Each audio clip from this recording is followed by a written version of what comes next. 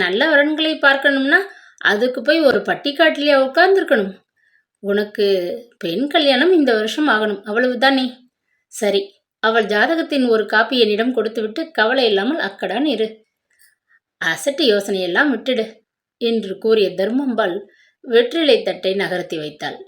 இரவு விருந்தின் பொழுது அவ்வளவாக யாரிடமும் அதிகம் பேச விரும்பாத மைத்திலி நேரே தனது அறைக்கு சென்று புத்தகம் ஒன்றை படிக்க கையில் எடுத்துக்கொண்டாள்.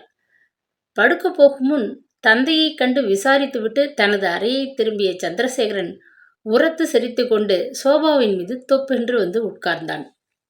ஏன் அப்படி சிரிக்கிறீர்கள் என்று வினவின மைத்திலி புத்தகத்தை முகத்தில் நின்று தாழ்த்தினாள். நல்ல வேலை, ஒரு முட்டாள்தனமான காரியம் செய்ய இருந்த நான் தப்பினேன். அப்பாவிடம் கம்பெனி விஷயமாக கொஞ்சம் நாளை பேசிக் கொண்டிருந்து விட்டு நான் திரும்பி வந்து கொண்டிருந்தேன். கைப்பிடி சுவர் மீது சாய்ந்து கொண்டு நின்று கொண்டிருந்தால் அந்த பெண்.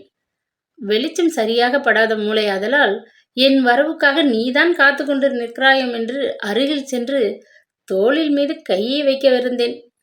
என் காலடி ஓசையை கேட்டு அந்த பெண் திரும்பி பார்த்தாள். எனக்கும் தூக்கி வாரி போட்டது. ஓ, நீங்களா என ஏதோ உளறிவிட்டு அசடு வழியே அப்படியே திரும்பி வேகமாக இங்கே வந்து விட்டேன். அசப்பில் ஏறக்குறைய உன் உயரமே அவள் இருப்பதால் இந்த தவறு நேர இருந்தது. பிழைத்தேன் என்று கூறிவிட்டு மற்றொரு முறை சிரித்தான். கையில் பிடித்திருந்த புத்தகத்தை கீழே வைத்தாள் மைத்திலி. அவளது இருதயம் ஏனோ படபடவென்று துடித்தது. தனது உணர்ச்சிகளை வெளியே காட்டிக்கொள்ளாமல் எதற்குத்தானா இத்தனை சிரிப்பு என்று சூழ் கொட்டினாள் அவள். சாப்பிடப் போகும் முன் கீழே கூடத்தில் நல்ல வெளிச்சத்தில் அந்த பெண்ணை ஒரு தடவை பார்க்க நேரிட்டது. பெண் நல்ல அழகிதான். கல்யாணம் செய்து கொள்ளப் போகிறவன் கொடுத்து வைத்தவன்னு என்று கூறிவிட்டு ஆசனத்தை விட்டு எழுந்திருந்தான் சந்திரசேகரன். மைத்திலி பதில் பேசவில்லை. கதை புத்தகத்தின் பக்கங்களை விரல்களால் தள்ளி கொண்டிருந்தாள். நான் அப்படி சொல்வது உனக்கு பிடிக்கவில்லை இல்லையா என்று பரியாசமாக கேட்ட சந்திரசேகரன் அவள் அருகில் வந்து நின்று கொண்டான். எனக்கு பிடிக்காமல் இருப்பானேன் என்று கண்களை வியப்புடன் விரித்து நோக்கினாள் மைத்திலி. தன்னை விட மற்றொரு பெண் அழகி என்பதை கணவன் வாயால் கேட்க எந்த பெண்ணும் விரும்ப மாட்டாள். அதற்கு நீ மட்டும் விதிவிலக்கா என்ன என்று சிரித்த சந்திரசேகரன் அவளது கன்னத்தை செல்லமாக தட்டினான். நான் அப்படிப்பட்டவள் ஒன்றுமில்லை. உண்மை எதையும் நான் தயங்காமல் ஒப்புக்கொண்டு விடுவேன். இது என்ன அசட்டு விவாதம் என பதிலளித்த மைத்திலி தூக்கம் கண்ணை கட்டுகிறது என்று கூறியபடி எழுந்து உள்ளே சென்றாள். அன்று இரவு வெகு நேரமாகியும் மிதிலா விலாசத்தில் 4 பேர்களுக்கு சரியான நித்திரையே வரவில்லை. கட்டிலின் மீது புரண்ட தர்மாம்பாள் மணி 2 தூக்கம் வராமல் தவித்து கொண்டிருந்தாள். மூத்த நாட்டு பெண் சியாமலாவை நினைத்த மாத்திரத்தில் அவள் உள்ளம் வேதனையில் வெந்து உழன்றது. தனது மூத்த நாட்டு பெண் என்று பெருமையுடன் 4 பேர்களிடம் சொல்லிக்கொள்ள அருகதை கொஞ்சமும் மற்றவள் சியாமலா. அப்படிப்பட்ட அவசரம் மட்டும் ஏற்பட்டிராவிடில் தர்மாம்பாள் ஒரு நாளும் அந்த இடத்தில் சம்பந்தத்திற்கு ஒத்து கொண்டிருக்க மாட்டாள். சியாமலாவின் தந்தை பட்டணத்து கம்பெனி ஒன்றில் குமாஸ்தா உத்தியோகம் பார்த்து கொண்டிருந்தார். சியாமலாதான் அவரது கடைசி பெண். மாநிறமாக இருந்த அவள் பிரமாதமான அழகியும் அல்ல, அதிகமாக படித்தவளும் அல்ல. ஒடிந்து விழுந்து விடுபவள் போன்ற மெலிந்த தோற்றம், சதா முகத்திலே களைப்பின் சாயல். இப்படிப்பட்ட மனைவியை படைத்த ஜெயராமன் அவளிடம் மிகவும் அசட்டையாக இருப்பது நியாயம் என்றுதான் தர்மாம்பாளுக்கு தோன்றியது. ஜெயராமன் பார்வைக்கு பசுபதி ஐயரை போன்று சுறுசுறுப்பாகத்தான் இருப்பான். எனினும் பெரிய இடத்து பையனான் அவனுக்கு அழகான மனைவி சீரும் சிறப்புமாக வந்திருக்க வேண்டியதெல்லாம் சிறு பிழையினால் நாசமடைந்து விட்டது. ஜெயராமன் நகரத்து கலாசாலையில் படித்து கொண்டிருக்கும் பொழுதே அவனது நடவடிக்கைகள் மிகவும் விபரீதமாகவும் போக ஆரம்பித்தன. துஷ்ட சிநேகிதர்களின் சகவாசமும் ஸ்திரீகளின் சிநேகிதமும் அதிகரித்து கொண்டு போவதைக் கண்டு தர்மாம்பாள் மனம் கலங்கி போனாள். காலாகாலத்தில் பையனுக்கு ஒரு கல்யாணத்தை செய்து வைக்காவிட்டால் ஆபத்தில் கொண்டு போய் விட்டுவிடும் என உணர்ந்து அவள் யோசிக்கும் முன் ஜெயராமனின் நடத்தையை பற்றி தேவிகுலம் முழுவதும் பேசிக்கொள்ள தொடங்கிவிட்டது. தன்னுடன் கூட படித்த வங்காள பெண்மணி ஒருத்தியை அவன் ரகசியமாக விவாகம் செய்து கொண்டு விட்டான் என்று ஒரு வதந்தி ஊரிலே பரவி விடவே தங்கள் பெண் ஜாதகத்தை தர்மாம்பாளிடம் கொடுக்கக்கூட பெற்றோர்கள் தயங்கினார்கள்.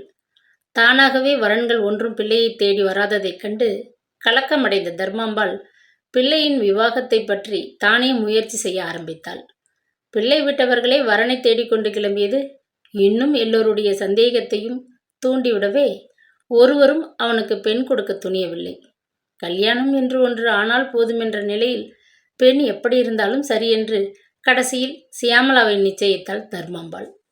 தனக்கு பிடிக்காத அந்த கல்யாணம் தர்மாம்பாளின் மனத்திலே தீராத ஒரு குறையை உண்டாக்கி விட்டிருந்தது. அழகு, அந்தஸ்து, படிப்பு ஒன்றுமில்லாத சியாமளா விதிவசத்தால் மிதிலா விலாசத்துக்கு மூத்த நாட்டு பெண்ணாக வந்து வாய்த்தாள்.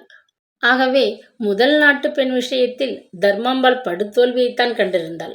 இரண்டாவது நாட்டு பெண் மைத்திலியை பற்றியவரை தர்மாம்பாள் திருப்தி அடைய வேண்டியவளே. மைத்திலி பெரிய இடத்து பெண், வீட்டுக்கு ஒரே பெண். அவளுடைய 2 சகோதரர்களும் பெரிய உத்தியோகஸ்தர்கள். மைத்திலி பார்ப்பதற்கு லட்சணமான பெண். பட்டம் எதுவும் வாங்காவிடினும் ஏதோ சுமாராக படித்திருந்தாள். சந்திரசேகரனுக்கு ஏற்ற மனைவி மைத்திலி என்றாலும் தர்மாம்பாளுக்கு அவள் விஷயமாக ஒரு பெரும் குறை இருக்கத்தான் இருந்தது.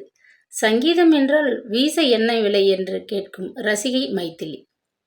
தர்மாம்பாளுக்கும் சங்கீதம் என்றால் உயிர் என்றே சொல்ல வேண்டும். இயற்கையாகவே இனிமையான குரல் அவளுக்கு இல்லை என்ற குறையை தவிர சங்கீதத்தை கற்க வேண்டும் என்ற ஆசை அவளிடம் அதிகம் இருந்தது. வெகு காலம் பிரபல பாடகர்களை கொண்டு முயற்சியை கைவிடாமல் தர்மாம்பாள் சங்கீதத்தை பாடிக்கொண்டாள். ஆனால் தொண்டையில் ஏற்பட்ட சிறு ரண சிகிச்சையின் காரணமாக கொஞ்ச நஞ்சம் இருந்த சாரீரமும் ஒரேடியாக கம்மி போய்விடவே அரும்பாடுபட்டு அவள் கற்றுக்கொண்ட பாட்டுகளில் ஒன்றையாவது மஞ்சள் குங்குமத்திற்கு போன இடத்தில் கூட பாட இயலாது போய்விட்டது. தனது மன ஆவலை நாட்டு பெண்கள் மூலமாவது நிறைவேற்றிக் கொள்ள தீர்மானித்திருந்தாள் அவள். மூத்த 2 நாட்டு பெண்களும் சங்கீதத்தில் சைபர்களாக வந்து வாய்த்தது அவளுக்கு பெரிய ஏமாற்றத்தையே கொடுத்திருந்தது. தேவி குலத்து சபையில் தனது நாட்டு பெண் மேடை மீது அமர்ந்து கானமழை பொழிவதை தனது காதுகளால் கேட்டு ஆனந்திக்க வேண்டும் என்பது அவளுடைய வெகுகால ஆசையாகையால் ஈஸ்வரனுக்கு வரப்போகும் மனைவியிடம் சங்கீதத்தை பொறுத்த மட்டில் ஏமாறுவதில்லை என தர்மாம்பாள் தீர்மானித்திருந்தாள். கிரிஜா அழகு வாய்ந்த பெண், கலாசாலை படிப்பும் படித்தவள், சிறந்த பாடகி. இம்மூன்று குணங்களும் ஒருங்கி அமைந்த அவளை விட ஈஸ்வரனுக்கு கிடைக்கக்கூடிய பெண் யார் இருக்கிறார்கள்? தர்மாம்பாளை போன்றே பல குருட்டு யோசனைகளில் அன்று இரவு கோமதிக்கும் தூக்கம் வரவில்லை. கோமதியின் கணவர் பம்பாய் தினசரி பத்திரிகை காரியாலயத்தில் விளம்பர இலாக்காவில் உத்தியோகம் பார்த்து கொண்டிருந்தார். அதே பத்திரிகை காரியாலயத்தில் கிரிஜாவின் சகோதரனும் வேலை செய்து கொண்டிருந்தான். குடும்பத்திலே பொறுப்பு கொஞ்சமும் இல்லாத கணவருடனும் பிள்ளையுடனும் கோமதிப்பட்ட கஷ்டங்கள் கொஞ்சம் நஞ்சமல்ல. 24 வயதாகியும் கிரிஜாவின் விவாகத்தை பற்றி கணவர் கிந்தித்து கவலைப்படாதிருந்தது அவளுக்கு ஆறா துயரத்தை கொடுத்தது. தர்மாம்பாளின் 3வது புத்திரன் ஈஸ்வரனுக்கு விவாகம் ஆகவில்லை என்பது கோமதிக்கு தெரியும்.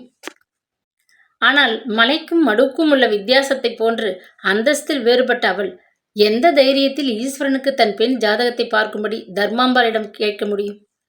தூக்கம் வராது படுக்கையிலே புரண்ட 3வது ஆத்மா சந்திரசேகரனின் மனைவி மைத்திலி. கிரிஜாவை கண்ட நிமிஷத்திலிருந்து மைத்திலியின் மனம் காரணமற்றதொரு சஞ்சலத்தில் தவிக்க ஆரம்பித்தது. அதுவும் சந்திரசேகரனே கிரிஜா அழகி என்று ஒத்துக்கொண்டதை கேட்ட மாத்திரம் அவளது சஞ்சலம் அதிகமாயிற்று.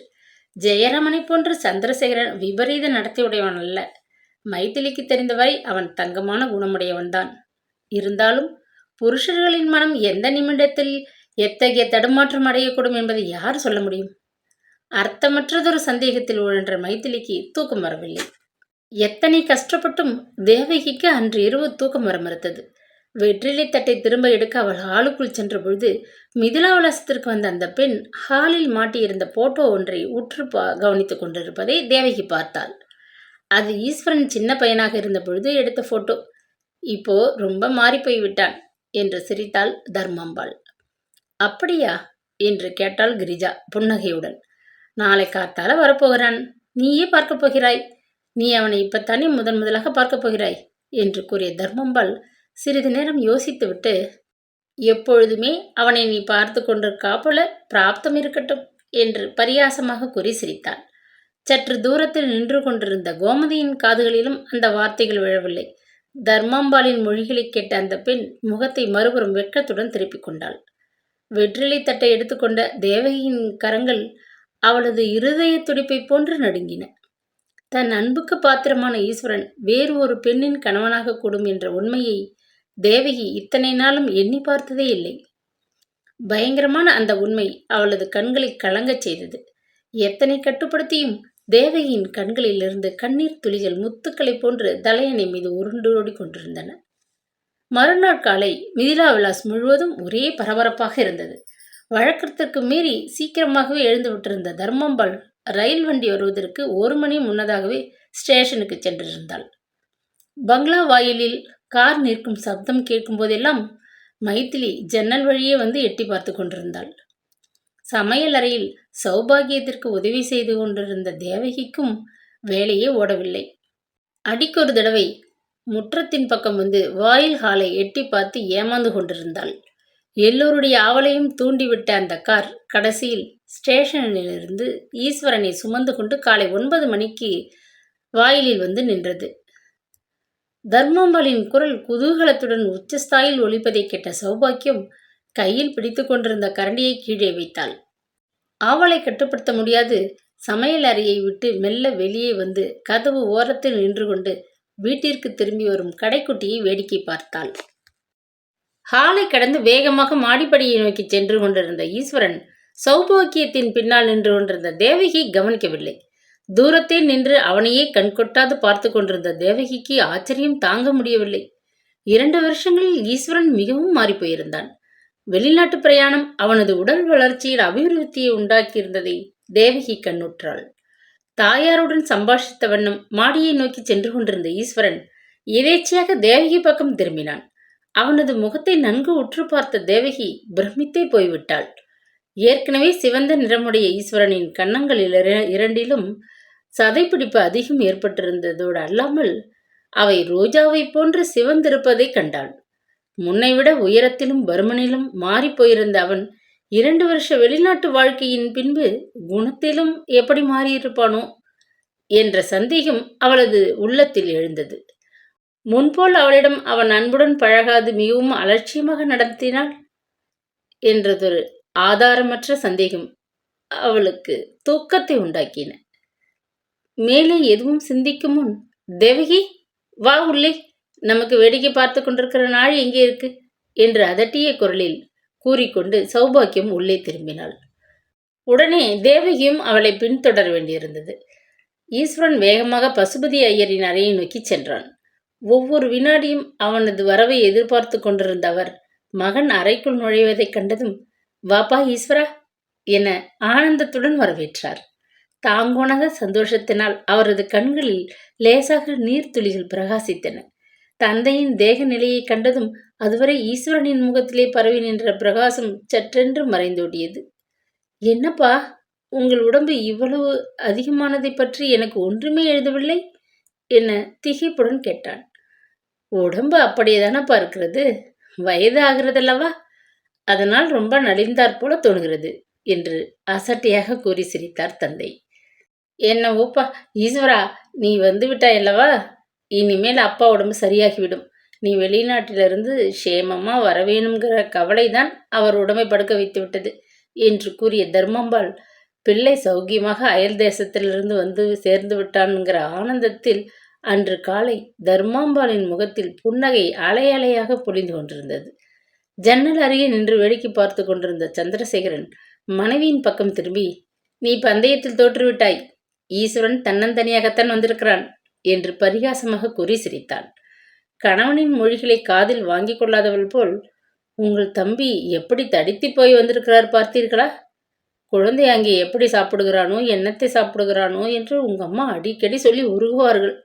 தனது அருமை பிள்ளை அமெரிக்காவில் பட்டினி கிடக்கவில்லை என்பதை பற்றி உங்க அம்மாவுக்கு கரை காணாத சந்தோஷம். கார்த்தாலிலிருந்து என்னிடம் அவருக்கு ஒரு வார்த்தை கூட பேச பொழுதில்லை. பிள்ளையை கண்ட ஆனந்தத்தில் மூழ்கி கிடக்கிறார் என்றாள் விஷமமாக. சரி, நான் போய் ஈஸ்வரனை பார்த்து க்ஷேமம் விசாரிச்சுட்டு வருகிறேன். ஏன் நீயும் வாயேன் என்று சந்திரசேகரன் மனைவியை அழைத்தான். நன்றாயிருக்கிறது, நான் என்ன அவரிடம் விசாரிக்க இருக்கிறது, எல்லாம் நீங்கள் கேட்டால் போதும். மைத்துனர்கள் ஒருவரிடமும் நான் இதுவரை பேசியதே கிடையாது. வழக்கமில்லாத வழக்கமெல்லாம் எதற்கு என்று சிறிது கோபத்துடன் புருவங்களை நெறித்தாள் மைதிலி. சந்திரசேகரன் சகோதரனை சந்திக்க பசுபதி ஐயரின் அறைக்குள் சென்றான். சிறிது நேரம் கழித்து நோயாளிக்கு செய்ய வேண்டிய சிசுருஷைகள் நிமித்தம் தேவகி மாடி அறைக்கு வந்தாள். ஈஸ்வரனை அங்கே சந்திக்கப் போகிறோம் என்ற ஆவலுடன் எதிர்பார்த்து கொண்ட பசுபதி ஐயரின் அறைக்குள் நுழைந்த அவளுக்கு மிக்க ஏமாற்றமாக இருந்தது. அறையில் நோயாளியைத் தவிர வேறு ஒருவரும் இல்லை. தேவகியின் காலடியை கேட்டு விழித்து கொண்ட பசுபதி ஐயர், தேவகி, ஈஸ்வரன் வந்துவிட்டான், நீ பார்த்தியா என்று ஆவலுடன் வினவினார். பார்த்தேன், சுருக்கமாக பதிலளித்த தேவகி தனது வேலைகளை கவனிப்பதில் ஈடுபட்டாள். நோயாளிகளை கவனித்துவிட்டு அறையை விட்டு வெளிப்பட்ட தேவகி தனது பெயரை சொல்லி தர்மம்பால் இறைந்து கூப்பிடுவதை கேட்டு, என்ன மாமி என கவலையுடன் கேட்டுக்கொண்டு அந்த திக்கை நோக்கி விரைந்தாள். நான் கீழே போகணும், ரொம்ப வேலை இருக்கிறது. ஈஸ்வரன் காப்பி சாப்பிட்டுட்டு விட்டானான்னு பார்த்துட்டு அந்த பாத்திரங்களை எல்லாம் எடுத்துக்கொண்டு சீக்கிரம் நீயும் கீழே வந்து சேர் என்று உத்தரவிட்ட தர்மாம்பாள் கீழே இறங்கி சென்றாள். மறுகோடியில் அந்த ஈஸ்வரனின் அறைக்கு தேவகி சென்ற பொழுது அவன் பெட்டியை திறந்து ஏதோ ஒரு ஜாமானை தேடுவதில் முனைந்திருந்தான். பாத்திரங்களின் ஓசையை கேட்டு திரும்பிய அவன், தேவகி, நீயா என்று ஆச்சரியத்துடன் கூவினான். 2 வருஷத்தில் எப்படி மாறிவிட்டாய்? அடையாளம் கூட தெரியலையே என்று வியப்புடன் கூறியவன் அவள் அருகில் வந்து நின்றான். பாத்திரங்களை கையில் எடுத்துக்கொண்ட தேவகியின் கரங்கள் ஏனோ நடுங்கின. என்ன பதில் சொல்வது என்றதொரு சங்கோஜத்துடன் அவள் தலையை குனிந்து கொண்டாள். அவளது மனக்குழப்பத்தை ஈஸ்வரன் கவனித்ததாக தெரியவில்லை. எங்கே அவசரமாக புறப்பட்டு விட்டாய்? சித்தை, இப்படி நில். இவ்வளவு நாள் கழித்து திரும்பி வந்திருக்கிறேனே, சௌகியமா என்று கூட கேட்க மாட்டேன் என்கிறாயே. ஆமாம், இப்பொழுது எந்த வகுப்பில் படித்துக் கொண்டிருக்கிறாய்? கலாசாலையில் முதல் வருஷத்தில் தானே வாசிக்கிறாய், இல்லையா என்று வாஞ்சையுடன் வினவினான். இல்லை அம்மாஞ்சி, இல்லை, நான் 1 வருஷமாக வீட்டிலே தான் இருக்கிறேன் என்று கூறிய தேவகி முகத்தை மறுபுறம் திருப்பிக் கொண்டாள். நான் படிக்கவில்லை என்று ஈஸ்வரனிடம் சொல்வதற்குள் அவளுக்கு அவமானத்தினால் அழுகையே வந்துவிடும் போல் இருந்தது. ஏன் படிப்பை நிறுத்திவிட்டாய்? படிப்பதில் புத்தி விசாலமாகிவிடுமே என்ற பயமா? அசட்டு பெண்ணே, இந்த காலத்தில் படிக்காத பெண்கள் எங்கேயாவது இருக்கிறார்களா என்று அதட்டலாக வினவினான். வீட்டில் வேலை அதிகமாக இருந்ததனால் பள்ளிக்கூடம் போக முடியவில்லை என்று மென்று விழுங்கினாள் தேவகி. வீட்டில் என்ன வேலை உனக்கு? ஒவ்வொரு கடிதத்திலும் நீ நன்றாக படிக்க வேண்டும், காலேஜில் சேர்ந்து வாசிக்க வேண்டும் என்று எழுதி கொண்டே வந்தேன். என் பேச்சுக்கு நீ அவ்வளவுதான் மதிப்பு வைத்திருக்கிறாய் என்றான் ஈஸ்வரன். இல்லை அம்மாஞ்சி, நீங்கள் தவறாக நினைக்கிறீர்கள். மாமாவுக்கு உடம்பு சரியில்லாமல் 1 வருஷமாக படுக்கையில் இருக்கிறார். அவரை கவனித்துக் கொள்ள ஒரு ஆள் தேவையாக இருந்தது. மாமிக்கும் வயதாகிவிட்டதனால் முன்போல் வீட்டு வேலைகளை கவனிக்க முடியவில்லை. குடும்பத்தை சரியாக நிர்வகிக்க தெரிந்து கொள்வதும் ஒரு வித படிப்புதானே என்றாள் தேவகி. நீ சொல்வதும் வாஸ்தவம்தான்.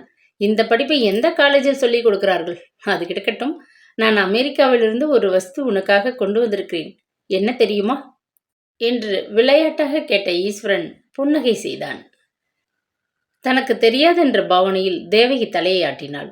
முத்துக்களை போன்ற அழகான கையெழுத்தினால் அப்பாவுக்காக எனக்கு கடிதங்கள் எழுதிய தேவகிக்கு பரிசாக ஒரு அழகிய பேனா வாங்கி கொண்டு வந்திருக்கிறேன் என்று கூறிய வண்ணம் பெட்டியை திறந்து விலை உயர்ந்த பேனா ஒன்றை கையில் எடுத்தான். அது சமயம், தேவகி, எத்தனை நாழியாகிறது? உன்னை கீழே வர சொல்லி அங்கே சௌபாகியம் முணுமுணுத்து கொண்டிருக்கிறாள். இன்னைக்கு சமையல் முழுவதும் குட்டிச்சுவர் ஆகிவிடும் போல இருக்கிறது.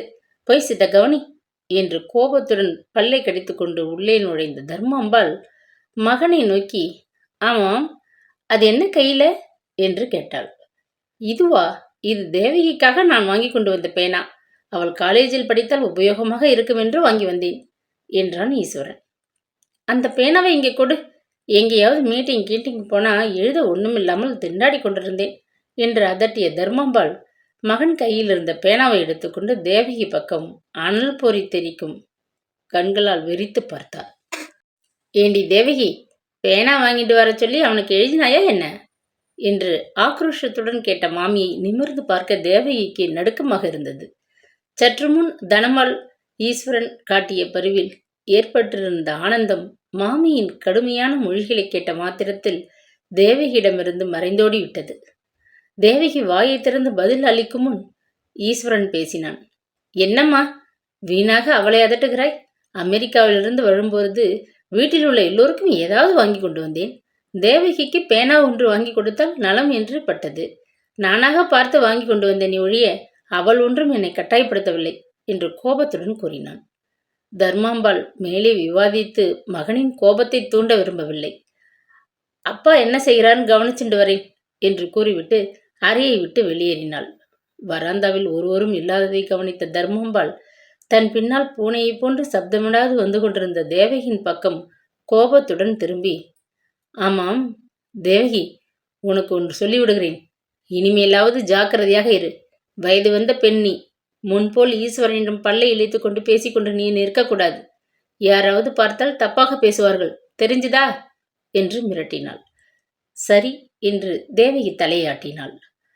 மாமி போட்ட தடை உத்தரவு அவளது நெஞ்சிலே பெரும் பாறாங்கல் ஒன்று விழுந்ததைப் போன்று பலமாக தாக்கி பெரும் அதிர்ச்சியை கொடுத்தது. முன்போல் ஈஸ்வரனிடமும் அவள் பேசி சிரிப்பது தவறு.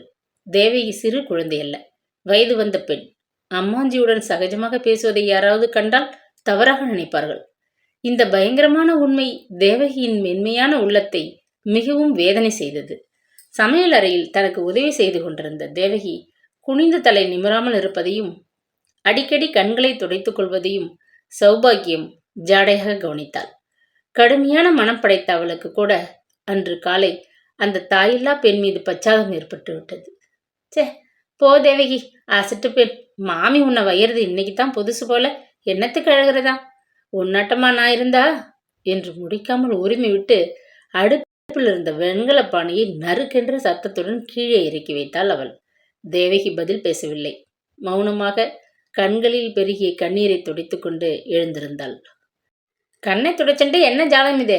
பேசின்ற நேரத்தை வீணாக்காமல் சீக்கிரம் சமைச்சு முடிக்கிறத பாருங்க என்று கர்ஜித்த தர்மாம்பாள் இடுப்பிலே கையை வைத்துக்கொண்டு சமையல் அறைக்குள் வந்து நிற்பதைக் கண்ட சௌபாகியமே ஒரு கணம் திடுக்கிட்டு விட்டாள்.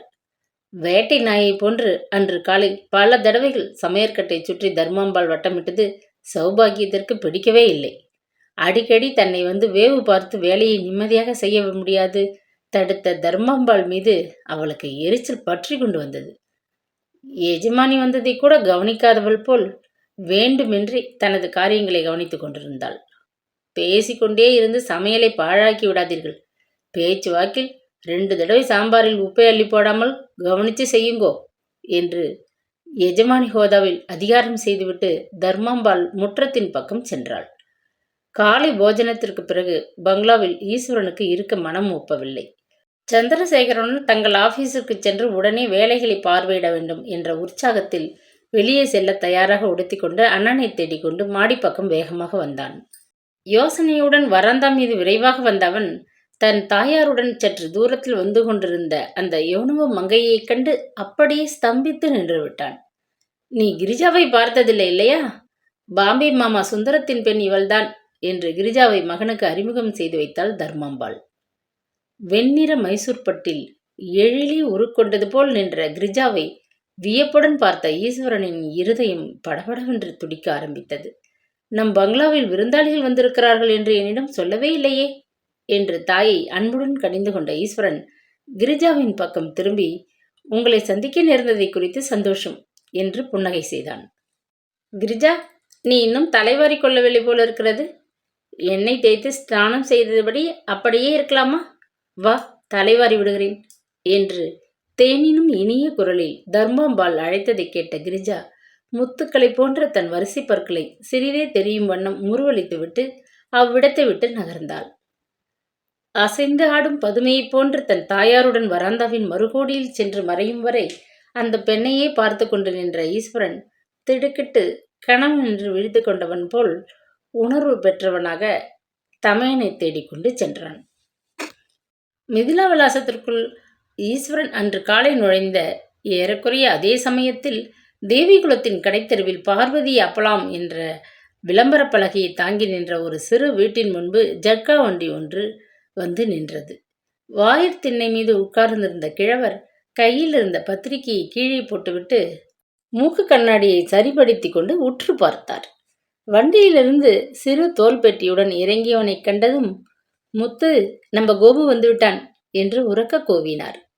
அது சமயம் தாழ்வாரத்து மூலையில் எந்திரத்தில் அப்பளத்திற்காக மாவு அரைத்து கொண்டிருந்த அந்த ஸ்திரீ கையை உதறிவிட்டு துள்ளி இடத்தை விட்டு எழுந்து வாயிலுக்கு ஓடி வந்தாள்.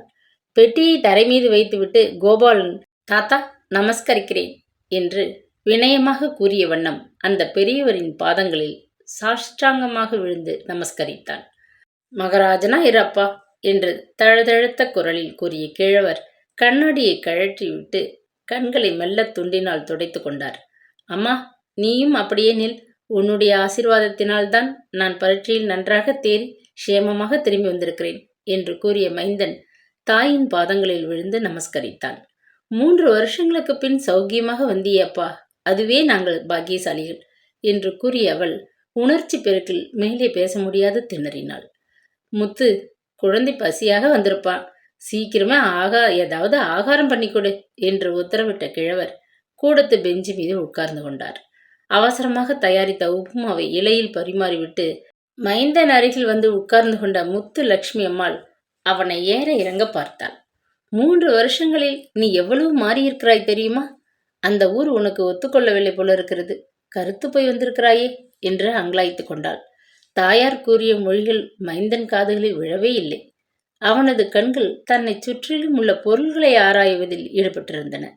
பக்கத்து அறைக்குள்ளே இருந்த பீரோக்களில் அடுக்கி வைக்கப்பட்டிருந்த தகர டப்பாக்களை கண்ணுற்ற அவன் தாயின் பக்கம் திரும்பி, அம்மா, நீயும் தாத்தாவும் இந்த வியாபாரத்தை ஆரம்பித்ததை பற்றி எனக்கு ஒரு வார்த்தை கூட எழுதாதிருந்து விட்டீர்களே என்றான் மனக்குறையுடன். எழுதியிருந்தால் என்ன செய்திருப்பாயாம் என்று கேட்ட கிழவர் மெல்ல சிரித்தார். என்ன செய்திருப்பேனா? படிப்பை சுருட்டி மூட்டை கட்டி வைத்துவிட்டு ஊருக்கு வந்திருப்பேன். பாவம், வயதான காலத்தில் உங்களை தவிக்க விட்டுட்டு எனக்கு சீமி படிப்பு எதற்கு தாத்தா? கேட்டால் யாரும் சிரிப்பார்கள். எனக்கே என் செய்கைக்காக அவமானமாக இருக்கிறது. நீங்கள் இந்த ஊருக்கு வந்து சும்மா தங்கி இருக்கிறீர்களாக்கும் என்று எண்ணியே நான் இத்தனை நாட்களும் ஏமாந்து விட்டேன் என்றான் சலிப்பாக. சும்மா தங்கியிருந்தால் காலட்சேபம் எப்படி நடக்கும்? சொல். ஏன் கோபு, நான் இந்த வியாபாரத்தை ஆரம்பித்ததை பற்றி உனக்கு அகௌரவமா இருக்கிறதா என்ன? உண்மையை சொல்லேன் என்று கிழவர் கேட்டார். அகௌரவமா? தொழிலில் அவமானம் என்ன இருக்கிறது? அதெல்லாம் ஒன்றுமில்லை.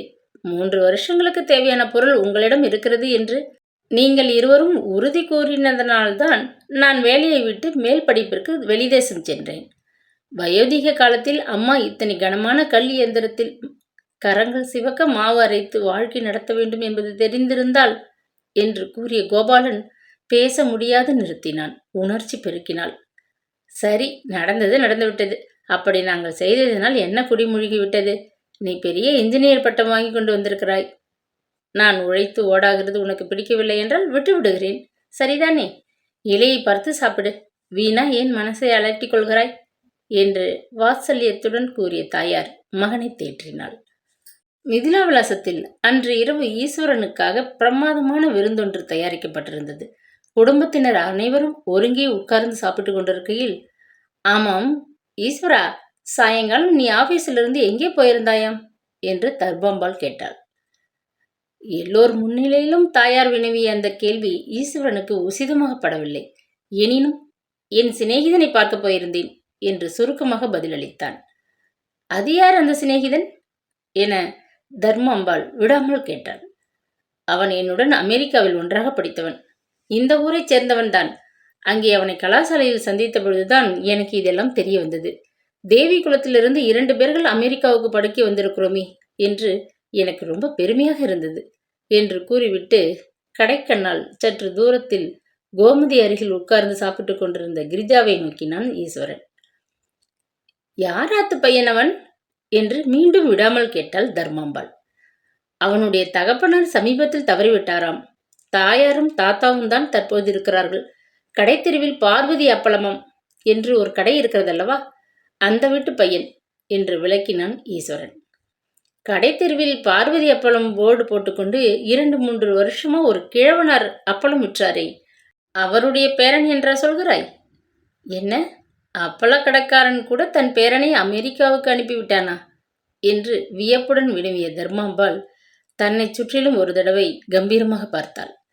ஆமாம் அம்மா, அப்பளம் விற்கும் அந்த கிழவரின் பேரன்தான் என்னுடன் அமெரிக்காவில் படிக்க வந்திருந்தான் என்று ஈஸ்வரன் கூறி முடிப்பதற்குள், உலகம் ரொம்ப கெட்டு கிடக்கிறது போ. யார் யார் எதை செய்து கொள்கிறது என்பதே இல்லாமல் போய்விட்டது. அமெரிக்கா கொள்ளை வாசற்படியில் இருக்கிறது போல் யார் வேண்டுமானாலும் போய்விட்டு வந்து விடுகிறார்களே இந்த காலத்திலே. மிதிலா விலாஸ் மோட்டார் கம்பெனி வீட்டு பையனும் அமெரிக்காவுக்கு போகிறான். அப்பளும் விற்கிற கிழவர் வீட்டு பேரனும் அமெரிக்கா போகிறான் என்றால் அந்த படிப்புக்கு மகிமையே போய்விட்டதே என்று கூறிய தர்மாம்பாள் வெறுப்புடன் இலையை விட்டு எழுந்திருந்தாள். தனக்குள்ளே எழுந்த சிரிப்பை அடக்கிக் கொள்ள முயற்சித்த கிரிஜா தலையை குனிந்து கொள்வதை கவனித்த ஈஸ்வரனின் முகம் அவமானத்தால் குப்பென்று சிவந்தது. தத்து பித்தென்று இந்த அம்மா ஏதாவது இப்படித்தான் பேசி வைப்பாள் என்று மனதிற்குள்ளேயே கோபமடைந்தாலும் வெளியே காட்டாமல், ஏழையாயிருந்தால் என்ன, புத்திசாலியாக இருந்தால் யாரும் எங்கே வேண்டுமானாலும் போய் படிக்கலாம். என் சிநேகிதன் அமெரிக்காவுக்கு வந்து என்னுடன் படித்ததில் தவறு என்ன இருக்கிறதம்மா என்று நிதானமாக கேட்டுவிட்டு இலையை விட்டு எழுந்திருந்தான். அயல் தேசத்திலிருந்து புறப்படுகையில் மிதிலா விலாசத்தில் தன் வரவிற்காக கவலைகள் எல்லாம் ஒருங்கே திரண்டு காத்து கொண்டு நிற்கப் போகின்றன என்று ஈஸ்வரன் கனவில் கூட நினைக்கவில்லை. தந்தையை கண்ட மாத்திரத்தில் அவனது உள்ளத்திலே பெருங்கவலை ஒன்று குடிகொண்டது. எத்தனை தூரம் பசுபதி ஐயர் மகனுக்காக தமது தேகநிலை பற்றி ஆறுதலாக கூறியும் ஈஸ்வரனுக்கு நம்பிக்கை ஏற்படவே இல்லை. இந்த நோயினின்று விடுபட்டு அப்பா மீண்டும் பழைய ஆரோக்கியத்தை அடைவாரா என்று தனக்குள்ளே ஐயுற்ற ஈஸ்வரனின் உள்ளம் விவரிக்க முடியாத ஏக்கத்தில் தவித்தது. ஊரிலிருந்து திரும்பி வந்ததும் பிரயாண களைப்பை கூட பொருட்படுத்தாமல் தன் தமையனுடன் ஆவலோடு தங்களுடைய மோட்டார் கம்பெனியை பார்வையிடச் சென்றான். தந்தை நோயாளியாக படுத்ததிலிருந்து கம்பெனி நிர்வாகத்தில் ஏற்பட்டிருந்த ஊழல்களை எல்லாம் கவனித்த அவனது உள்ளத்தில் இன்னொரு பெருங்கவலையும் குடிகொண்டது. தந்தைக்கு பின் கம்பெனியில் செல்வாக்கும் புகழும் மங்கி போய்விட்டால் என்பதுதான் அந்த கவலை.